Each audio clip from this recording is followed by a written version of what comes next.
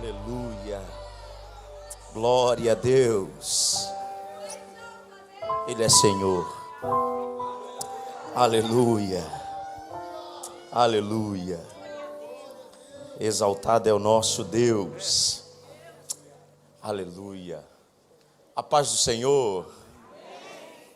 Abra sua Bíblia por bondade no Salmo de número 46. Enquanto você abre a sua Bíblia, aproveite para abrir bem o seu coração. Quem vai ficar comigo aqui em cima, César? César, quem fica, você ou ele? Já tiraram para o ímpar? Isso, só escolher um dos dois e ficar aqui comigo. É ele, mais novo, né? Tá bom. Fazer o quê? Deus abençoe a todos os irmãos que estão conosco aqui, a todos que estão conosco pela transmissão. Que Deus abençoe a todo o pessoal da Europa, que eu sei que tem conectado. Ao pessoal do Sudeste, em especial o estado de Minas. A todos os irmãos conectados conosco aqui. Deus abençoe vocês. Viu? Bom é estarmos juntos celebrando ao Senhor. Salmo 46 diz assim: Deus é o nosso refúgio e fortaleza, socorro bem presente na angústia. Pelo que não temeremos, ainda que a terra se mude, ainda que os montes se transportem para o meio dos mares, ainda que as águas rujam e se perturbem, ainda que os montes se abalem pela sua braveza, há um rio, cujas correntes alegram a cidade de Deus, o santuário das moradas do Altíssimo. Deus está no meio dela, não será abalada. Deus a ajudará ao romper da manhã. As nações se embravecem, os reinos se movem, e levanta sua voz, e a terra se derrete. O Senhor dos exércitos está conosco. O Deus de Jacó é o nosso refúgio. Vinde, contemplai as obras do Senhor, as desolações que Ele tem feito na terra. Ele faz cessar as guerras até o fim da terra. Quebra o arco, corta a lança, queima os carros no fogo. Aquietai-vos e sabei que eu sou Deus. Serei exaltado entre as nações, serei exaltado sobre a terra. O Senhor dos exércitos está conosco. O Deus de Jacó é o nosso refúgio. Deus, essa é a tua palavra. A tua palavra é viva. A tua palavra é santa e poderosa. A tua palavra é poderosa e nós cremos que assim o é. Para diante de uma mesma palavra, o Senhor fazer coisas extraordinárias no nosso meio. Eu te peço que durante a exposição da tua palavra tenha plena liberdade neste ambiente aqui. Deus, que tu faça como o Senhor desejar, se é curar, cura, se é transformar, transforma, se é libertar, liberta, se é sarar, sara. Eu te peço, ó Pai, que se é salvar, salva, mas não nos permita sair daqui indiferentes ao poder da tua palavra. Fala conosco e não te calas por nenhum segundo sequer, pois a tua palavra é viva, está viva no céu, mas é revelada a nós através das suas escrituras. Então eu te peço, ó Pai, enche esse ambiente pelo poder da sua palavra, e aonde houver um coração grato pela tua palavra, que haja nos seus lábios louvores de adoração ao teu santo nome pela tua palavra. Ó Pai, nos dê uma noite cheia da tua presença pelo poder da tua palavra. Queremos continuar a ouvir a tua voz. Fala conosco e não te calas por nenhum segundo sequer, pois o nosso intuito é ouvir voz de Deus e não de homem. Se o Senhor não falar, não nos interessaria estar aqui. Então eu te peço, fala conosco nessa noite, pelo poder, pela tua graça e pela tua misericórdia, no nome de Jesus, amém e amém. Se assente glorificando a Deus se você estiver vivo. Escute, Salmo de número 46 é um daqueles salmos de uma beleza poética indescritível, porque o livro dos Salmos, ele tem uma beleza diferente dos outros livros da Bíblia, porque se nos outros livros da Bíblia você tem instruções diretas de Deus aos seres humanos, dando a ele ordem, seja cívica, litúrgica, cerimonial, no livro dos Salmos é diferente. O livro dos Salmos é conhecido como o livro mais humano da Bíblia, porque no livro dos Salmos você percebe o coração do homem se rasgando para Deus. Não é à toa que, se você for alguém atento à leitura do livro dos Salmos, o livro dos Salmos, você vai perceber que no mesmo salmo, o salmista começa dizendo: grande é o Senhor, bendito é o Senhor, exaltado é Ele, Tu és forte. Aí ele diz assim: mata meus inimigos. Aí você fica assim, peraí, ele afinal, ele quer louvar ao Senhor ou matar os inimigos? As duas coisas. O que ele está dizendo é o seguinte: isso é a minha verdade, isso é como eu me expresso. Eu sei que você sabe, você aqui a gente está cansado de ouvir isso, mas eu vou falar só para te relembrar. O livro dos Salmos, ele originalmente não é um livro de 150 capítulos ou 150 números, como você queira. O livro dos Salmos é uma reunião dos 5 livros de cânticos de Israel. Enquanto esses 5 livros são reunidos, as pessoas que estavam reunindo eles percebem uma espécie de correspondência com o Pentateuco, a saber, os 5 primeiros livros da Bíblia. Então, esses livros, eles têm correspondência porque, enquanto no Pentateuco Deus dá ordem aos homens, no livro dos Salmos Deus faz o homem salmodiar, cantar sobre aquilo que ele deseja que o homem faça. Por exemplo, quando você pega as sessões proféticas do livro dos Salmos, 1 a 41, depois a segunda sessão, que é a que nós estamos estudando. Por exemplo, a primeira sessão corresponde ao Gênesis, a segunda sessão corresponde ao Êxodo. E a história principal do Êxodo é a história de um Deus que liberta com mão forte. Então é nessa segunda sessão que, por um arranjo divino, por uma composição divina, por uma estratégia de Deus, a Bíblia é inspirada pelo Espírito Santo e Deus estava conduzindo até a organização dos livros. É que nessa sessão profética está o Salmo 46. O que o Salmo 46 representa? O Salmo 46 representa um cântico no dia da angústia, um cântico no dia da tribulação. Então a primeira lição que eu aprendo ao observar o Salmo 46 é: as situações externas não podem impedir o meu louvor a Deus. Um glória a Deus, 2 aleluias, uma mão erguida. Eu repito, as situações externas não vão parar a tua adoração a Deus. Está difícil, adore. Está apertado, adore. Está complicado, adore. Está doendo, adore. Só não pare de adorar. Aí ele vai dizer, quando a gente olha para o Salmo, uma outra coisa precisa ser dita.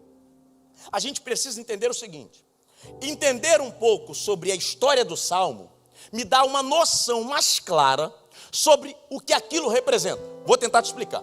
Se eu falar, por exemplo, Marilza, me dá 10 reais, ela vai dizer, representa quase nada, toma aí, dinheiro de bala. Agora você fala, Igor, 10 reais, eu falo, cara, me deixou enroscado. Por quê? Porque para cada um tem uma representação. Então entender quem está falando, entende qual sentimento está por trás. Aí, o Salmo 46, em termos históricos, 2 tempos podem ser alocados por ele. Um é o tempo de Josias, ou melhor, o tempo de Ezequias. Quando Ezequias está reinando sobre Israel, o povo está invadindo Samaria, invade Samaria, toma Samaria e agora vem marchando contra Judá e Jerusalém. Chegam em Ezequias e dizem, nós já conquistamos Samaria e vamos conquistar vocês também. O outro tempo é o tempo de Josafá. Josafá vai perceber uma atuação sobrenatural de Deus diante da guerra. Tanto que Josafá vai apregoar um jejum para vencer a guerra. Não parece uma estratégia de guerra. No entanto, eu vou ficar com Ezequias por uma questão de preferência e pela maioria dos historiadores que definem o tempo de Ezequias. E eu vou te explicar um propósito nisso. Ezequias, ele vai perceber a mão de Deus atuando diante da angústia. Qual é o problema? O povo que vinha contra Ezequias, a Síria, eles vinham marchando certos da vitória, a ponto de debocharem do exército de Deus. Eles diziam, me deem 2.000 homens, que eu te oferecerei 2.000 cavalos, para que lute contra mim e perca. Tem noção do abuso? Só que o que Ezequias faz? Ezequias era um rei que temia o Senhor. Diante da afronta, Ezequias não bate boca. Diante da afronta, Ezequias pega as cartas de afronta e apresenta ao Senhor. O que Ezequias está dizendo? Eu não respondo a afronta no nível da afronta, eu respondo a afronta no nível do clamor. Graças a Deus eu vi duas mãos erguidas. Eu vim aqui para profetizar. Tem alguém afrontando você? Para de bater boca. Apresenta para quem pode intervir na sua guerra. Ele é o Deus também da guerra. Aí ele vai lá, apresenta a carta para Deus. Quando apresenta a carta para Deus, Deus intervém na guerra dele. Gravou? Agora vamos voltar para cá. Ele diz assim: Deus é o nosso refúgio e fortaleza. Sabe o que eu acho lindo disso daqui? Ele está diante de um cenário caótico. Qual é a primeira percepção que a gente tende a ter diante de um cenário caótico? É olhar primeiro para o cenário. É dizer, tá ruim. Já viu que tem gente? Aqui em Bom Sucesso tem não. Mas lá em Nova Iguaçu, onde eu estava trabalhando de manhã, o que não falta é gente assim. Você vai falar assim, Pai do Senhor, se você perguntar, tá tudo bem? Acabou. Luta, meu amigo, conecta o teu espírito no meu agora. Quando eu vier, tu vem. Quando eu ficar, tu fica. Não faz fundo de casamento não. Porque senão eu fico emocionado, eu choro. E eu me empolgo, vou pregar direto. E os irmãos têm que ir para casa ver Silvio Santos. Vou liberar eles. Porque só vai ter casamento em uma hipótese: se Jesus voltar hoje para buscar a igreja. Aí sobem 3 pessoas: eu, você e quem estiver glorificando a Deus. Então vem. Isso. O desespero de ficar, pelo menos se faz glorificar. Quando ele está lá, e tem gente que suga as energias, porque você percebe que tem gente que só olha para o problema, só olha para a dificuldade, só enxerga a coisa ruim, só enxerga o negócio torcido. Aí você pergunta, tá tudo bem? Tá não.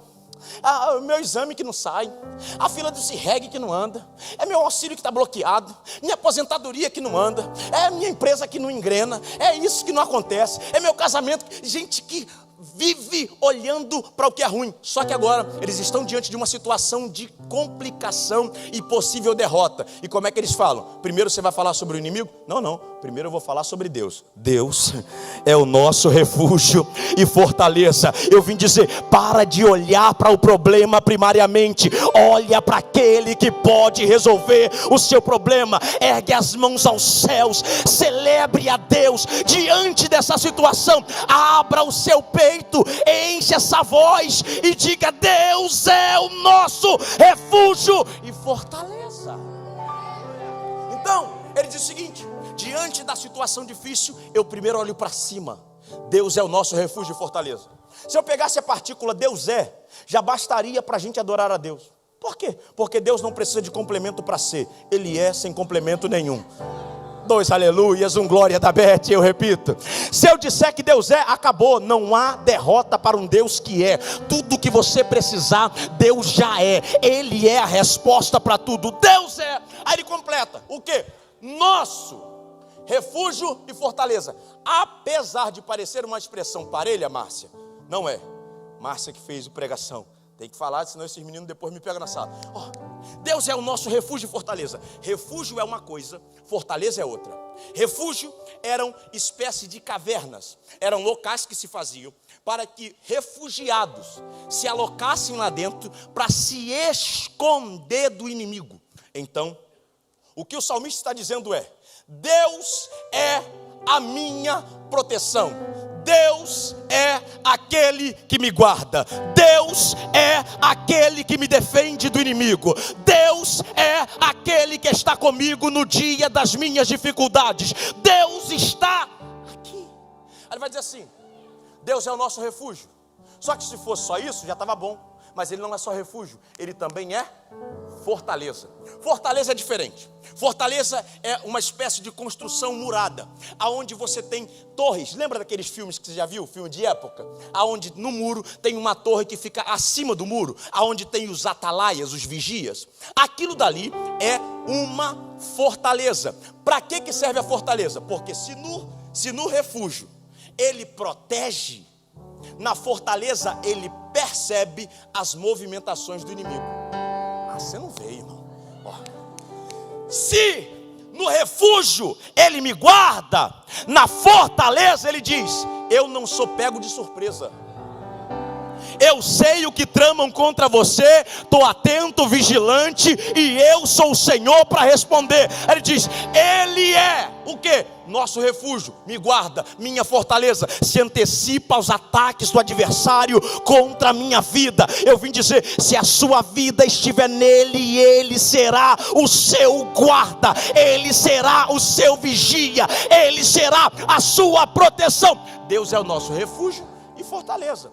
Aí, agora que é legal, porque diz assim, ele é refúgio, fortaleza, socorro. Socorro o quê? Presta atenção. Qual o nome da senhora que está de blusa branca com preto? Aí no fundo. Da senhora. Isso. Fala o nome aí dela aí. Valdete. Valnete. Isso, perfeito, Valnete. Júnior, você sabia que a Valnete estava aqui? Não, né, Júnior? Pastor desligado. Brincadeira. Só que o fato de você não saber implica ela não estar? Porque é possível alguém estar presente e não ser percebido.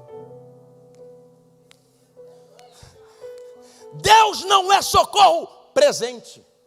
Porque socorro presente pode ser como a Valnete, entrar e não ser visto. Socorro bem presente não é isso.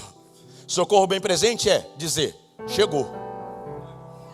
Ele veio. A ideia do texto é mais ou menos essa daqui. Ele entra na frente da guerra para dizer, tem alguém aqui. Eu vim dizer para você, Deus não está alheio ao teu sofrimento. Ele se levantará e entrará adiante de você para dizer, eu estou aqui, eu não estou indiferente. Ele é socorro bem presente na hora da angústia. Aí sabe o que é legal? Quando você coloca adoração e devoção no meio das suas guerras, a sua atitude muda. Irmão, eu estou te falando, a tua atitude muda. Tu chega aqui todo cabisbaixo, borocochô, mas você começa a adorar, você se rasga em adoração, você nem lembra que tem boleto. Você nem lembra que tem dificuldade, porque aquilo muda o teu ânimo, muda o teu espírito. Sabe qual é o grande erro de muitos de nós? É diante do dia difícil falar, não estou bem para ir na igreja não. Eu não estou bem para orar. É aí que tu deve orar, cara. É aí que tu deve ir. Porque nesse momento que você começa a ser fortalecido. Sabe por quê? Porque você recebe poder no meio da fraqueza. Paulo disse, o seu poder se aperfeiçoa na minha fraqueza. Então quer receber poder? Tá fraco, começa a adorar a Deus diante da sua adversidade. O inimigo vai olhar para você como um ponto de interrogações com pernas e dizer, como é que ele pode levantar a mão com a vida desse jeito? É Deus dizendo, ele sabe o Deus a quem ele serve. É por isso que ele pode erguer as mãos e dizer, Deus é o nosso refúgio e fortaleza, socorro bem presente na hora da angústia. Aí, por que a atitude muda? Deixa eu te falar uma coisa. Eu sou o irmão mais velho, e irmão mais novo é luta. Irmão mais novo é treta. Quem é irmão mais novo, diga eu.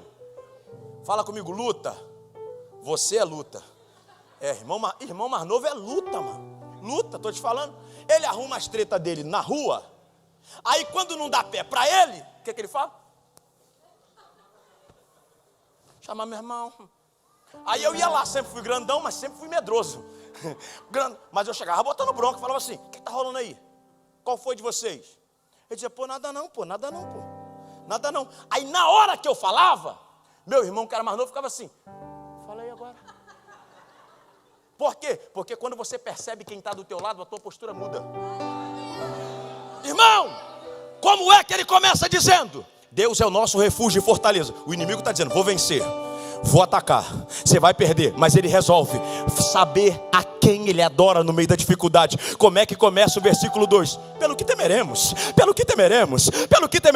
Eu vim dizer, quando você botar adoração no meio da tua adversidade, você não vai sair daqui como derrotado. Você vai entrar na tua rua de cabeça erguida, vai entrar na tua casa de nariz em pé. Como assim, soberbo? Não, sabendo quem está contigo no meio dessa guerra. Deus é o nosso refúgio e fortaleza, socorro bem presente na angústia.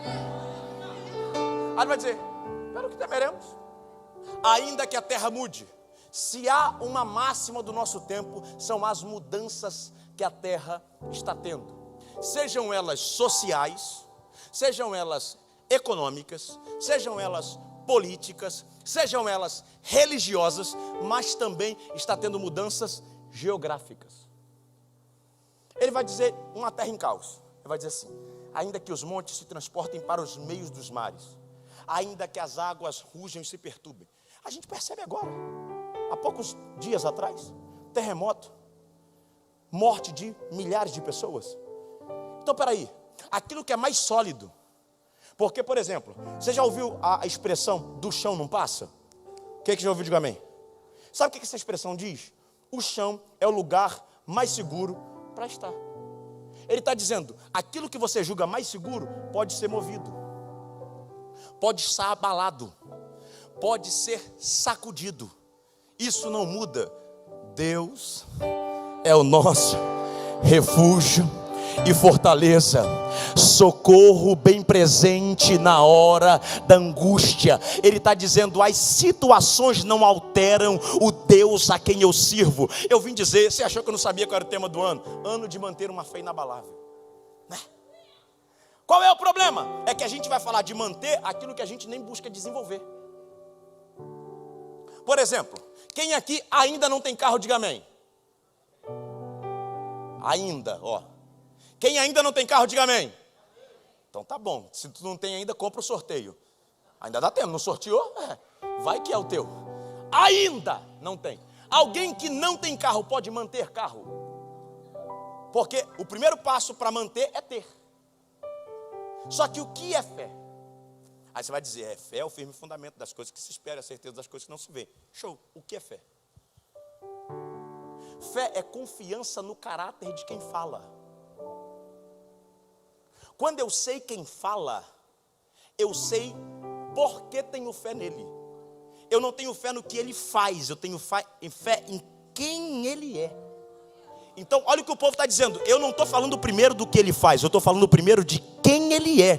Porque quando eu entendo quem ele é, o desenvolver da fé é natural. O problema é que a gente quer colocar a fé no que ele faz. Não, eu vim dizer, quer viver uma fé inabalável no ano de 2023? A primeira coisa é entender o Deus a quem você serve. Entender quem ele é. Aí ele vai dizer assim, quem ele é? Deus é o nosso refúgio, fortaleza, socorro bem presente na hora da angústia. Aí, a Bíblia tem um negócio muito bacana. Quando você olha o versículo de número 3, ou o verso número 3, como você queira, você vai perceber que no final do verso número 3, tem uma expressão, que ele vai dizer assim, está tudo um caos, está tudo complexo. Aí vai dizer assim, ainda que as águas rujam e se perturbem, ainda que os montes se abalem pela sua braveza, Selá. Você vai dizer assim, sei lá. O que é? Sei lá. Parece que está ali por nada, mas não é. O salmo é um cântico. Todo cântico tem uma coisa chamada de pausa. Todo louvor. Música, quem é musicista, músico, sabe que música sem pausa não tem agradabilidade para se ouvir. Então a pausa é importante para a música. Confere, mestre Ronaldo.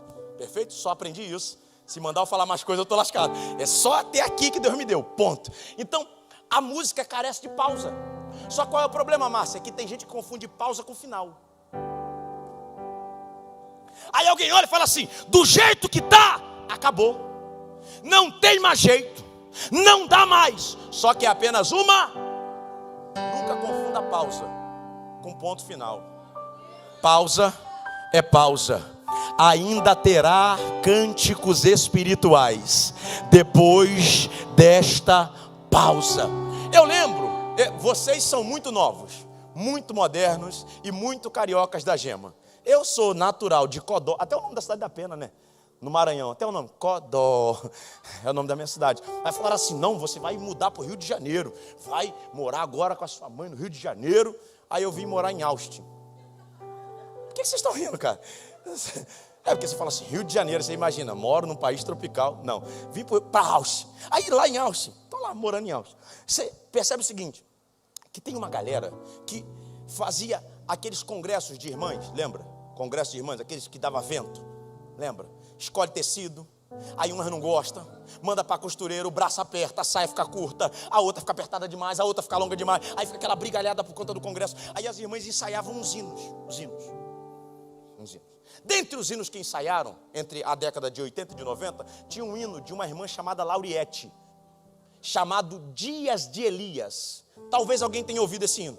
Aí as irmãs começavam a ensaiar. A pastora Márcia não lembra que agora ela tem um black, mas naquela época tinha um coque. Aleluia. Mas aí você está lá. Aí as irmãs ensaiavam o hino. Dentro do hino Dias de Elias, tinha uma pausa completa. Você não vê mais isso em muitas músicas, mas no Dias de Elias tinha uma pausa completa. O que é pausa completa? É quando param os músicos e param aqueles que cantam. Então as irmãs estavam lá cantando e cantando. Não há Deus como Jeová, não há Deus como Jeová, não há Deus como Jeová. Parava.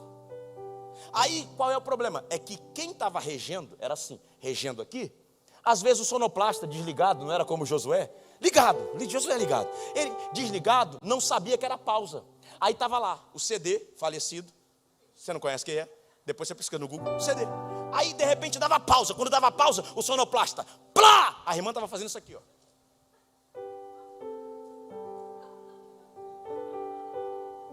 Ela fazia, volta, porque não acabou. É só uma...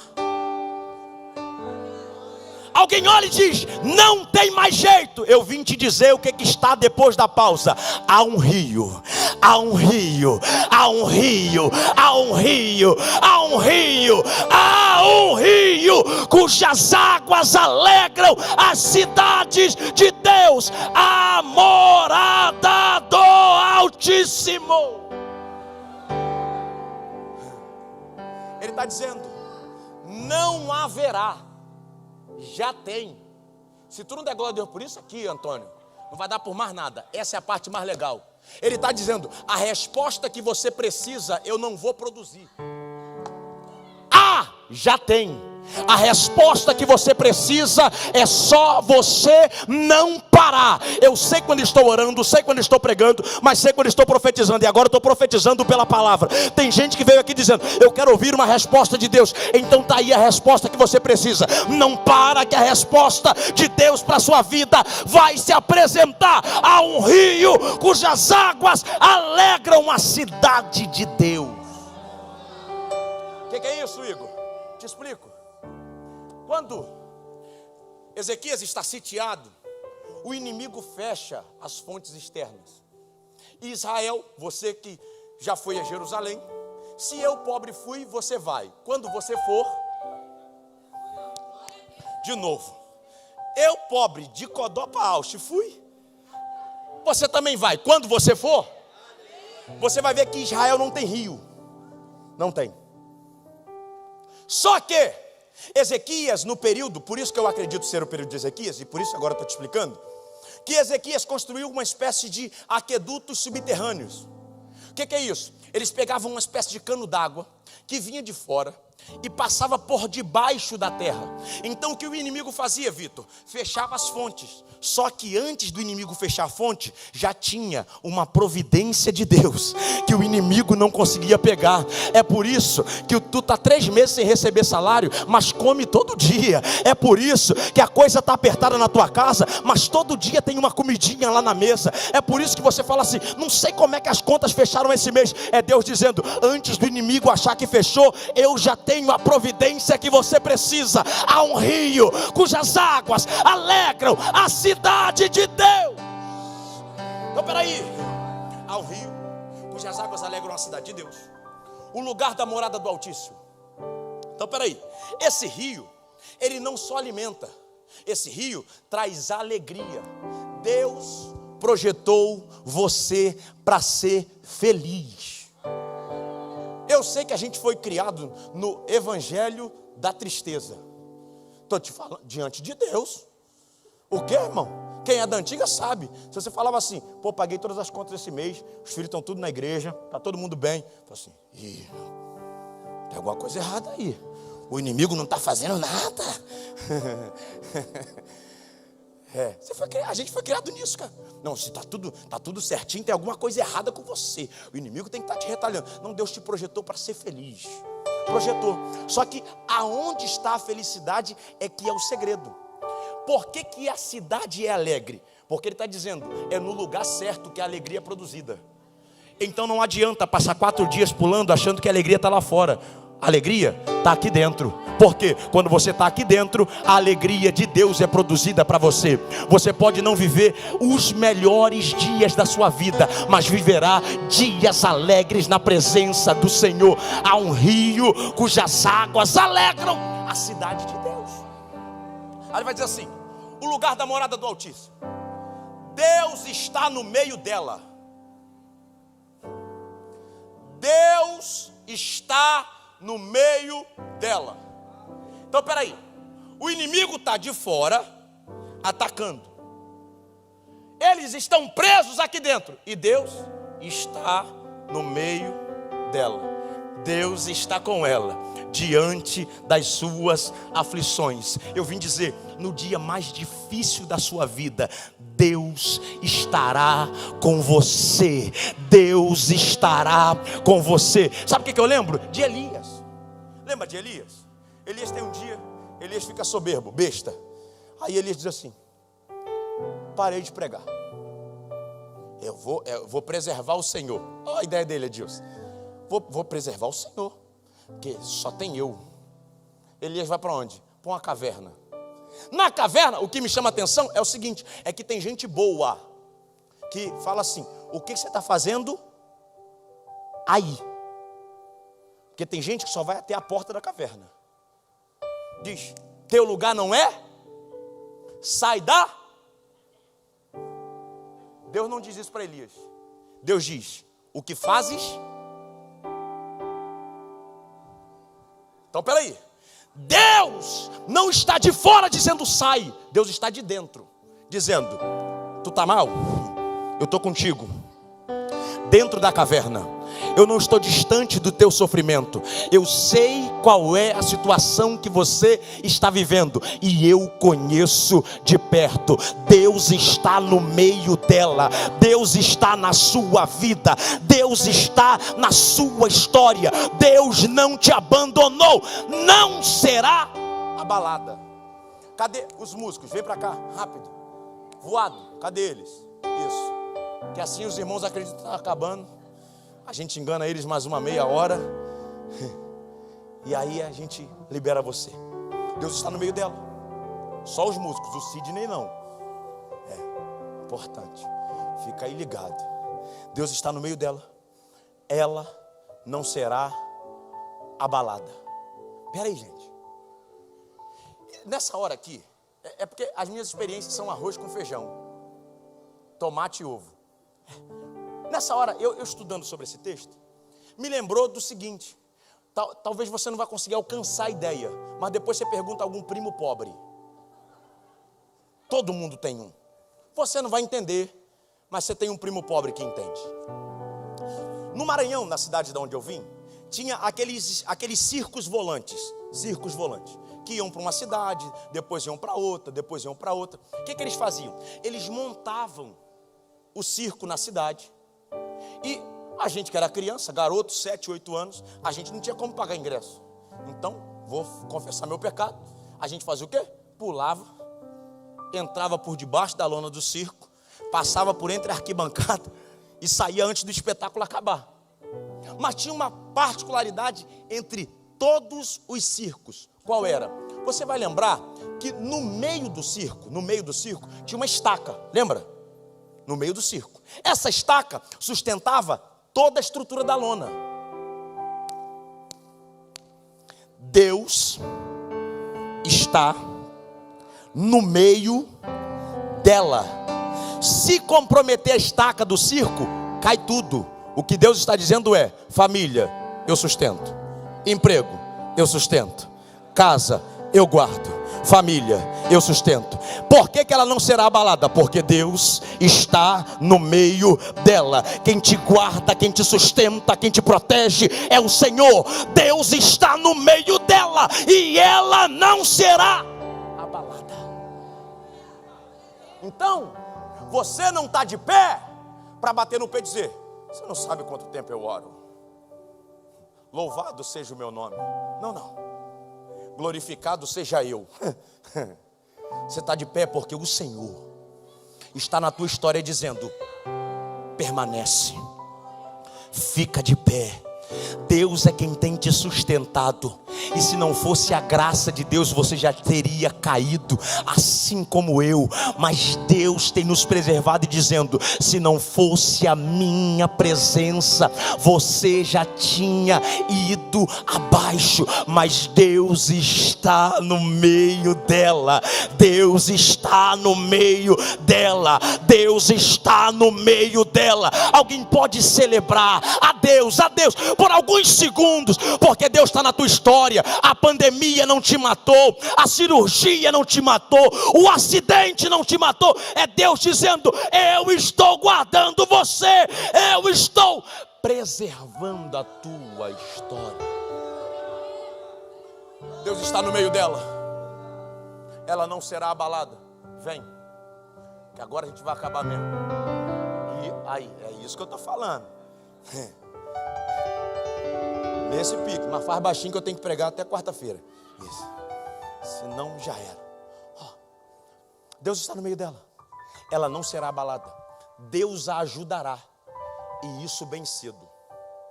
O que acontecia antigamente era o seguinte: o que os inimigos faziam, principalmente quando tinha um exército maior do que o exército que estava sendo atacado, eles faziam, como é que é o nome? É quarto de hora ou quadro de hora?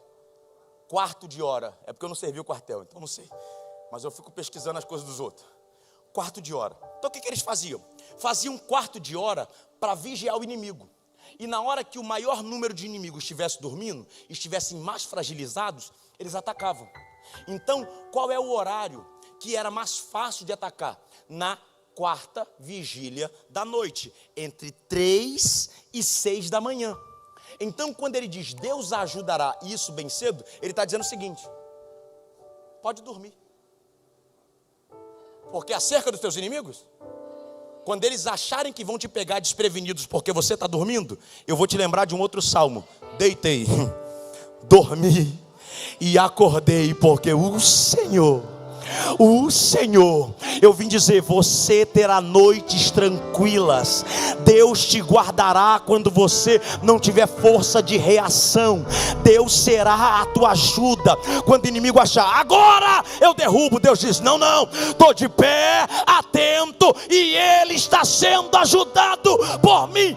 Deus a ajudará. Isso bem cedo. Ele vai dizer: o sangue de Jesus tem poder. E porque quando aquele outro pregador prega, não tem esse negócio ali? Está valendo. Vou seguir. Valeu. Tá. Manda quem pode, obedece quem manda mesmo. Já é. Vou acabar para os irmãos irem ver Patrícia Bravanel. Eu errei, não tem mais Silvio Santos. Deus ajudará. Isso bem cedo. Aí ele vai dizer assim: o Senhor dos Exércitos está conosco. O Deus de Jacó é o nosso refúgio. A expressão Senhor dos Exércitos. A expressão Senhor dos Exércitos, Adonai Tsevaot, é uma expressão que deve ao texto traduzido. Por que deve? Você vai dizer: ai, bobeira, fica falando em hebraico. Calma, deixa de ser chato. Já vou te explicar. Deixa o teu coração aberto aí. Adonai Tsevaot não é apenas Senhor dos Exércitos, é diminuir. Adonai Tsevaot é aquele que nunca perde batalha. Você veio, está aí? Você está aí? Vou repetir de novo: aquele que nunca perde batalha. Se ele entra, ele não entra para lutar, ele entra para vencer. Ele não entra para lutar, ele entra para vencer. O que ele está dizendo é: quando Deus se manifestar, não há derrota que fique de pé, porque quando ele entra para vencer. O Senhor dos Exércitos está conosco. Aí, para a gente não ficar besta, ele diz assim: o Deus de Jacó é o nosso refúgio. Gente, isso aqui que é legal. Porque, pensa comigo, ele poderia usar qualquer outro exemplo, Valéria. Qualquer outro. Falar que é o Deus de Abraão, que é o Deus de Isaac. Porque as imagens que eu desejo me associar determinam quais são as minhas escolhas. Explico. Tirar foto com Paulo Henrique, doutor, futuro juiz, é mole. Agora tirar foto comigo? Por quê? Deixa eu te falar uma coisa. Olha o que Deus está dizendo. Eu não faço o que faço por você porque você merece. Eu pego a história mais fadada a dar errado e te lembro que ele só se manteve de pé por causa da minha presença, o Deus de Jacó. Quem é o Deus de Jacó? Vou repetir a fala de hoje de manhã. Deus sabe que a gente é vacilão, mas olhou para a gente e disse: eu vou entrar na tua história para mudar a tua vida, te fazer alguém diferente. É Deus quem entra na nossa história para mudar a história da nossa vida. Se não fosse o Senhor, a gente tinha caído, a gente tinha sido destruído. Mas o Deus de Jacó, o Deus que olhou para uma história quebrada, o Deus que olhou para uma história falida, restaurou Jacó e vai nos restaurar também. Aí, Igor, e o resto? Não dá tempo. Outro dia eu volto. Quem sabe? Talvez. Aí vai dizer assim: você vai aprender agora como é que luta do meu lado. Como é que luta? Vem e vê. Irmão, que luta é essa, doida? Ele vai dizer assim: vinde e contemplai. Porque, deixa eu te falar uma coisa. Quando eu entendo os níveis de luta que eu enfrento, eu preciso entender que tem luta que eu vou lutar na força do meu braço, mas tem luta que eu vou para assistir. Vinde, contemplai. O quê? Que desolações o Senhor faz na terra. Ele está dizendo: senta aí e assiste. Senta aí e vê. Senta aí e veja eu entrando em teu favor. Senta aí e veja eu movimentando aquilo que você não pode mover. Senta aí e veja eu destruindo os inimigos que você não pode destruir. Vinde, contemplai que desolações o Senhor faz na terra. Aí ele vai dizer assim: ele faz cessar as guerras até o fim da terra. Então, aqui é a hora de tu dar lugar. Ele está dizendo: quem dá a última palavra sobre essa guerra não é o adversário, não.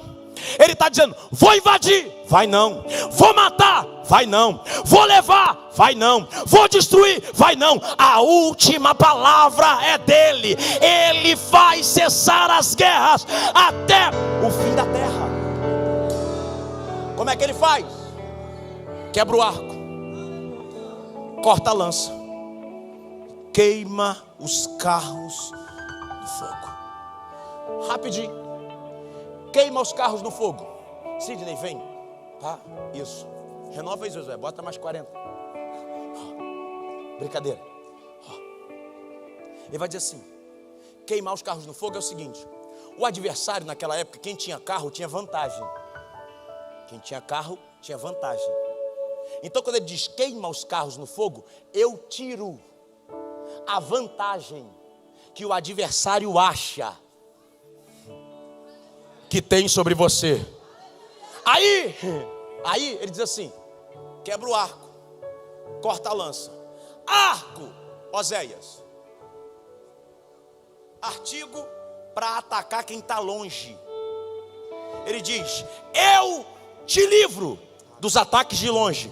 Lança, artigo para atacar quem está perto. Eu te livro dos ataques de perto. Ele está dizendo: você estará guardado em todas as esferas da sua vida. Eu vim dizer, quando nós entendermos que Deus é o nosso refúgio e fortaleza, Ele nos guardará em todos os nossos caminhos. Quebra o arco, corta a lança, queima os carros do fogo. Aí aqui, acabou. Aquietai-vos. Aquietai-vos. Tem duas maneiras de interpretar isso. A primeira é mais simplória. Aquietai-vos é mais ou menos assim: vou te dar um exemplo a partir da minha filha, linda, maravilhosa, a cara da mãe dela, graças a Deus. Catarina, estava eu saindo, estava indo para uma igreja, ia pregar. Estou pegando uma caixa com os materiais, tirando do carro. Aí estou tirando do carro a caixa pesada. Ela falou assim: pai, eu quero te ajudar. Eu falei: não precisa. pai, eu quero te ajudar. Eu falei, não precisa. Ela ficava, não, mas eu quero te ajudar. Eu falei, Catarina, se você ficar na minha frente, eu vou andar devagar, você vai me atrapalhar. Ela, como é que eu ajudo? Eu falei, senta, fica quietinha, que quietinha você ajuda o papai, porque se tentar me ajudar, me atrapalha. Então, aquietai-vos e sabei que eu sou Deus. Aquietai-vos e sabei que eu sou Deus. Para de espernear, para de se balançar. Está na hora de você dizer, Deus, agora é no teu jeito. Deus, agora é da tua forma. Deus, agora é na tua maneira de agir. Aquietai-vos e sabei que eu sou Deus. Serei exaltado entre as nações, serei exaltado na terra. Igor, qual é a outra maneira de perceber isso aqui? A segunda, essa aqui. O aquietai-vos, pastor Jonas, não é aquietai-vos apenas para quem está com ele, é aquietai-vos para quem está contra ele. É mais ou menos assim. Já viu que tem gente que bronca, tem gente que tem uma voz de comando. Tá todo mundo numa bagaça danada, brigando, papapá. Chega alguém e fala assim, parou! Chega! Aí geral fica assim, ih, mano, o cara manda mesmo. A ideia do aquietai-vos é essa. Ele não está dizendo, eu estou dando razão para alguém de maneira imediata. Estou mostrando para você que quando eu entro é para mandar. Aleluia. Até o verso 9, quem está cantando é o povo. Irmão, isso aqui é para tu dar glória a Deus, ficar de pé para a gente acabar. Aleluia. Até o 9 é o povo. No 10 não é o povo. No 10 é Deus dizendo, cheguei na guerra. Entrei na situação, entrei na tua história. Se coloca de pé em nome de Jesus. Eu vim dizer, quando você coloca a devoção no meio da sua guerra, Deus vai entrar na sua guerra.